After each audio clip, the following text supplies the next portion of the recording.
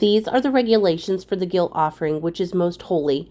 The guilt offering is to be slaughtered in the place where the burnt offering is slaughtered, and its blood is to be sprinkled against the altar on all sides. All its fat shall be offered, the fat tail and the fat that covers the inner parts, both kidneys with the fat on them near the loins, and the covering of the liver, which is to be removed with the kidneys. The priest shall burn them on the altar as an offering made to the Lord by fire. It is a guilt offering. Any male in the priest's family may eat it, but it must be eaten in a holy place. It is most holy. The same law applies to both the sin offering and the guilt offering. They belong to the priest who makes atonement with them. The priest who offers the burnt offering for anyone who may keep its hide for himself. Every grain offering baked in an oven or cooked in a pan or on a griddle belongs to the priest who offers it.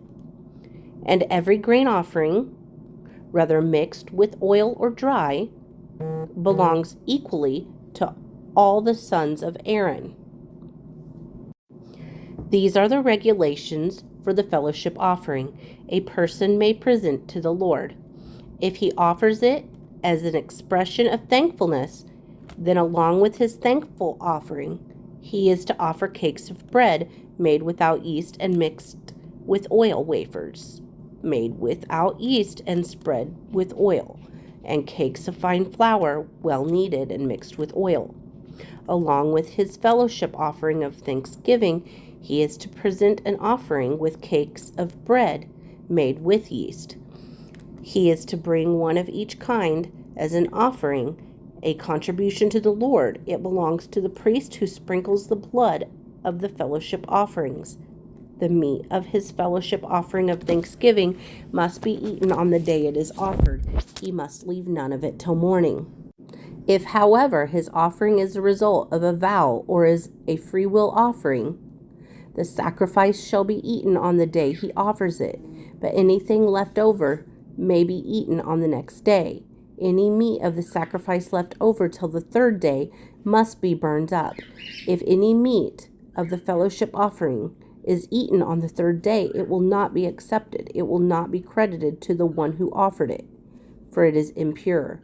The person who eats any of it will be held responsible. Meat that touches anything ceremonially unclean must not be eaten. It must be burned up. As for the other meat, anyone ceremonially clean may eat it.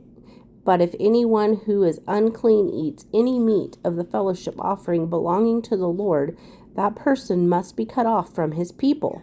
If anyone touches something unclean, whether human uncleanliness or an unclean animal or any unclean, detestable thing, and then eats any of the meat of the fellowship offering belonging to the Lord, that person must be cut off from his people.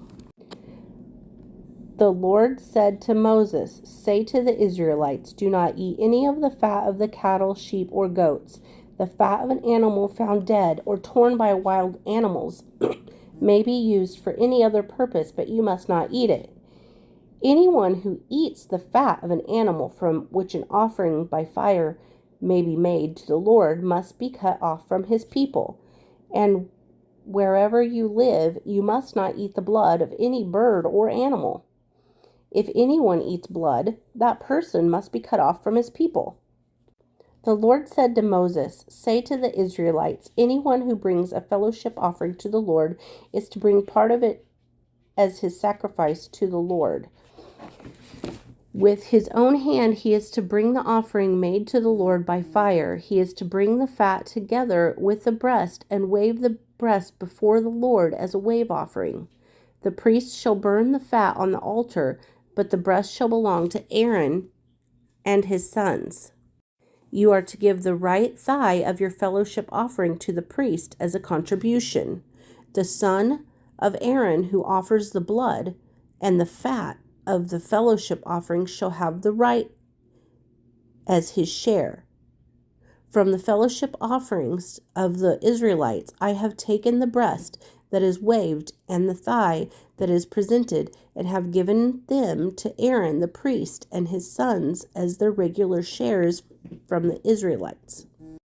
This is the portion of the offering made to the Lord by fire that were allotted to Aaron and his sons on the day they were presented to serve the Lord as priests.